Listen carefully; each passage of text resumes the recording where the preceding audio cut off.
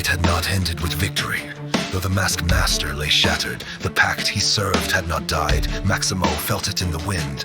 The city was restless, every alley trembling with whispers not born of mortal lips. Possessed men and women wandered the streets, their bodies puppets, their souls trapped in chains.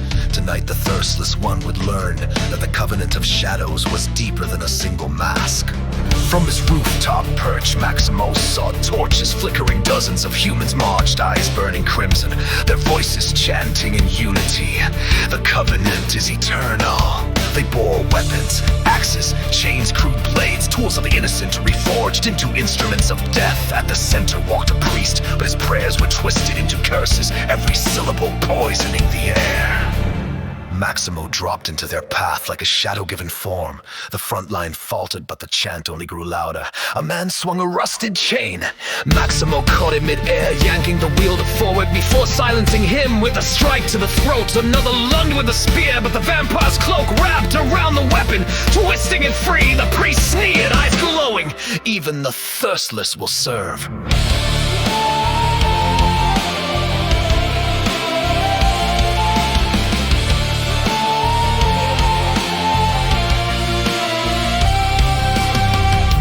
Surge, Maximo moved like storm and silence combined. He dodged blades, parried axes, redirected fury into bone-breaking counters. Every strike was measured, an arm shattered here, a rib collapsed there. A mind freed as the crimson glow faded from broken eyes, yet the possessed felt no pain. They rose again and again, bodies straining under the weight of dark commands. One woman charged, her scream not her own. Dagger flashing, Maximo disarmed her and spun into three more attackers, cloak snapping like thunder. He struck with precision, his movements fluid as water, yet hot as steel. Blood sprayed the cobblestones, not his but theirs, and still the chant thundered, the covenant is eternal. The priest raised his staff, symbols glowing with crimson fire. The air thickened, chains of shadow rising from the ground. They lashed at Maximo, dragging him toward the mob for the first time. His cloak tore stone, cracking beneath his weight. He gritted his teeth, eyes narrowing, and with one violent surge he ripped free, shadows screaming as they dissolved in a mist. The mob faltered, fear cracking through their trance. Maximo pressed forward, his strike sharper, faster, more merciless. He turned their numbers against them. Bodies colliding, weapons shattering, screams filling the fog. Yet the priest only laughed, raising his staff higher. You cannot kill devotion, you cannot break the covenant. Maximo's eyes glowed cold beneath the moonlight. He closed the distance in a blur, cloak coiling like living night. His hand shattered the staff in two, shards falling like dying embers. The priest gasped as Maximo whispered, voice low as thunder, covenants built on chains will always break.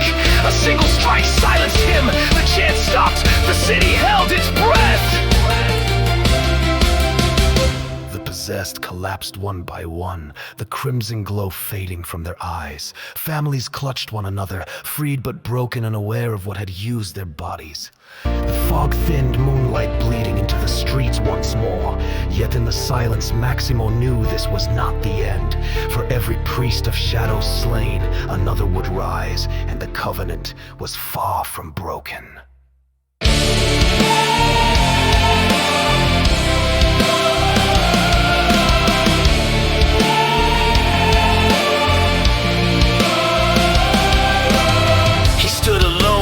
The fallen cloak, torn fist, bloody chest, heaving. The people would not remember him as a savior. They would whisper of a phantom who destroyed their brothers and sisters, not knowing he had freed them.